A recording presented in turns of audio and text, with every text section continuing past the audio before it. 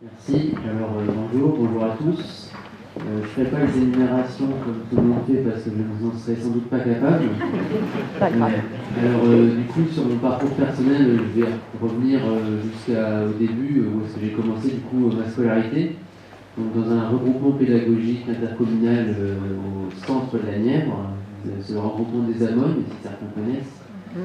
Donc petit regroupement de 4 communes qui sont, et pas avec des classes simples, on était une vingtaine par classe, dont 3 élèves de ma commune, très petite commune d'Ourouer, où on a de moins en moins d'habitants depuis très très longtemps. On est passé de 680 il y a une centaine d'années et alors on doit être 280. Une population pas très très jeune. Et nous, 3 seuls jeunes de Ourouer, dans le regroupement pédagogique.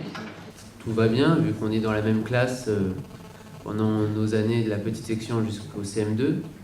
Et la complication, pour moi en tout cas et pour ceux de ma commune, a commencé au collège. Où est-ce que, je ne sais pas si c'est seulement mon regroupement pédagogique, peut-être que d'autres sont dans le même cas, mais 3 communes sur 4 du regroupement sont sur le secteur du collège de Saint-Benin d'Azy, alors qu'une commune seule est sur le secteur du collège de Guérigny.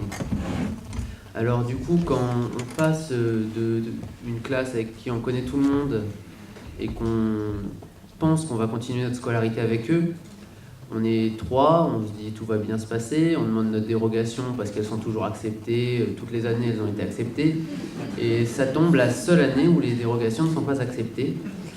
Et on se retrouve dans un collège assez grand, qui m'a paru très très grand, même si à mon avis il y a plus grand. On était 360, et je ne connaissais 3 personnes, et encore, avec qui je m'entendais pas forcément très très bien. Et c'est pas forcément facile, en tout cas pour moi, ça n'a pas forcément été facile de rentrer dans un collège où je connaissais personne et j'étais pas forcément prêt à faire de nouvelles relations vu que j'avais pas forcément été entraîné à parler avec d'autres personnes que celles que je connaissais. Parce que dans nos milieux ruraux, je pense qu'on se connaît assez bien en petits groupes, en groupe de personnes qui habitent autour de chez nous ou avec qui on vit, et on ne connaît pas forcément l'extérieur plus que ça. Donc le collège, ça a été assez difficile, mais je pense que ça c'est une chance que j'ai eue. Dans le collège de Guérigny, il y avait un club théâtre, que peut-être que certains connaissent, avec un professeur très très gentil, professeur de lettres, M. Aguinalga, si certains connaissent. Oui, cette année.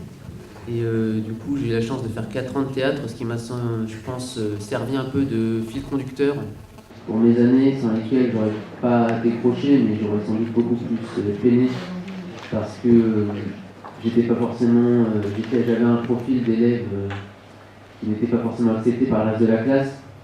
Il y avait des élèves qui étaient plus là pour embêter les élèves qui avaient des résultats meilleurs qu'eux, et c'était pas facile.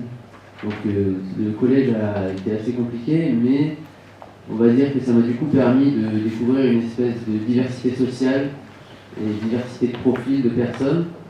Et donc en rentrant au lycée, j'ai eu la chance de retrouver les personnes que je connaissais de ma primaire, qui était au collège de Saint-Benin d'Azy, les personnes de mon collège d'où est-ce que je suis allé à Guérigny. Et le lycée, du coup, ça devenait beaucoup plus facile parce que j'étais prêt à rencontrer de nouvelles personnes et j'en connaissais déjà un grand nombre. Donc ça m'a permis, je pense sans doute, de me motiver pour les engagements dans lesquels je suis aujourd'hui, donc délégué de classe, délégué au conseil de vie lycéenne ainsi qu'au conseil académique de vie lycéenne.